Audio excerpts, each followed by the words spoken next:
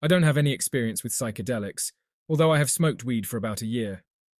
My husband has a little more experience, having tried MDMA a few times in the past, along with weed and various other substances. A friend came over around noon and gave us some tall, dried-out mushrooms. I ate a regular-sized one and then a smaller one, washing them down with some water. I was nervous as I had never ingested pseudo-poison before, and I can be a bit of a hypochondriac at times. And because I'm a small woman, I'm always concerned about over-consuming. Hubby ate too as well. Then he went to go mop the kitchen. I was with our friend in the living room, talking when I realized I was quite chatty. We decided to head outside, but first I had to go to the bathroom. As I sat on the toilet, I noticed the lines of the tiles shift in perspective, creating zigzag lines instead of straight ones, and the rug shifting slowly askew. I quickly got out of there to go outside because I figured the mushrooms would start kicking in soon. On the way out, I grabbed my notebook and pen so I could write about what was happening. I walked out to the fire pit, where our friend was poking around some ashes from a bonfire the night before. He said it looked like the remains of Mount Vesuvius. I thought that was tremendously insightful, so I wrote it down. I lay my notebook on the bench, not knowing that I would completely forget about it for the rest of the trip. I told my friend, I need to go see my tree. He's dying. I went to go sit by my favourite tree, a very old pear tree that no longer bears fruit in the summer. I found it hard to walk. My legs were rubbery and losing strength, and I was feeling nauseous. I was losing control over my body, and it was quite uncomfortable. I caught up with hubby so I could inform him of my queasiness. He wasn't feeling much yet, but told me to try to throw up if it was bothering me that much. I tried, but no dice. I was so miserable. I told myself I wouldn't do any psychedelics ever again because they just hurt your body. The only thing I could do to alleviate the poisoned feeling was to pick up a piece of bark, which was vivid and alive with a whole ecosystem. I watched a tiny bug make its way across the ravines and cliffs of the bark. I lay on the ground, mesmerized by the pulsing and breathing of the ever-weaving grass. The colours of the sprouting and dead grass are vivid, and the 5 feet in front of me is teeming with vibrancy and life. It was ridiculous to look up and out at the distance. There was so much going on right here in front of me. At some point, after being lost in this sea of ground, I totally forgot about my nausea. With some effort, I got up and moved around here and there not far from my tree when I saw hubby running and jumping around. Then he would stomp off animatedly and I would look at the grass again. It was getting harder and harder for me to walk, so I sat down.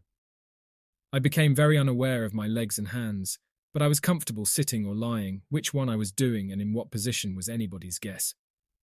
Soon I felt like I was rolling around in the grass and it was amazing. I thought, this must be what it's like to be a plant. Hubby and our friend came by, and as I talked, his only response seemed to be, of course, you're a plant. He had a green tint, as did our friend, who was marvelling at his gecko skin. Hubby helped me up so we could walk over the driveway to the field. The dead corn stalks made incredible patterns, and we marvelled as we walked, what seemed like some distance, but was actually just a few feet. As I was walking, I realised that I couldn't feel my body at all. I was just a head in the clouds. It was almost as if I was flying over the ground, just like the happiest, most zen bird in the world. I felt at peace and completely content with life. As I flitted around, I explained to hubby that we don't have to worry about our bodies because life happens and it goes on its own. We don't need to be concerned or try to force anything because life is on autopilot. There wasn't a care in the world and everything was exactly how it should be. In fact, the material world was making less and less sense to me, but the wind and the earth felt very real and very perfect. It was all I knew, and there was so little that needed comprehending because everything was perfectly and precisely set in motion. Hubby found a little red plastic cone, which I said was a gnome's cap, and we should really try to find the gnome it belongs to. He replied, "That's a lot happier than how I feel about it." He was very pissed at this piece of plastic, and he stomped around carrying it. Sometimes he would be crying over this little red piece of plastic. I would hear the words plastic bad from time to time, and plastic was bad, very bad. He lay down next to me and we marvelled and laughed for a good while, and our conversation would go something like this. "I can't move my legs. I'm so comfortable, but I really have to pee." Then he says, "Of course you can't, you're a plant. But just pee. Nobody cares because plants pee wherever they are." But this having to pee was quite a dilemma because the bathroom was so far away, and I couldn't move, and I didn't want to pee my pants, although I considered it my only option several times.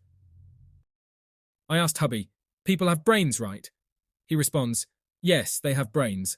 I reply, "And stomachs, and they eat food, right?" He replies, "Yes.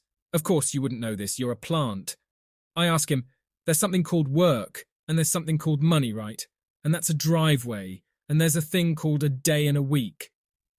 I had no idea what any of these things meant, just that they existed, and I had to recite these things over and over, or I would forget them, like trying to memorize facts for history class.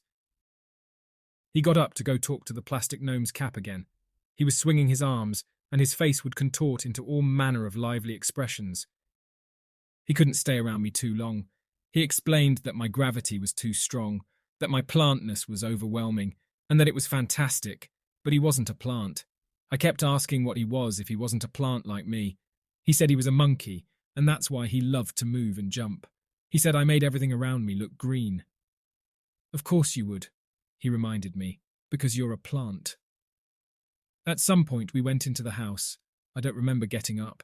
I continued to recite words that I would remember, such as room, people, and work, but by the time I had started to grasp a concept, I would shift my focus and it would all be lost again. So I would recite the words again, trying to figure out where I was and what was going on. I was trying to figure out why people needed privacy. It seemed a bit of a luxury. I thought about how lucky I was that I had a partner who was there to talk to and would help me, and why was I so fortunate, and how lucky I was to have a room that we could go into. I explained that speech was the thread that tied everything together for people. Had I not been talking my entire trip, I may have lost words altogether, but now I realise perhaps I could have listened to the plants around me. But although hubby kept telling me that I was a plant, and I would say, "Yes, of course, it's plantantly obvious," I still didn't fully understand it. Coming out of the trip was wavy, cyclical, and confusing. I started to understand concepts like time, and that people couldn't lie down all the time or they would be considered lazy. But that's all I wanted to do. That's all I could do.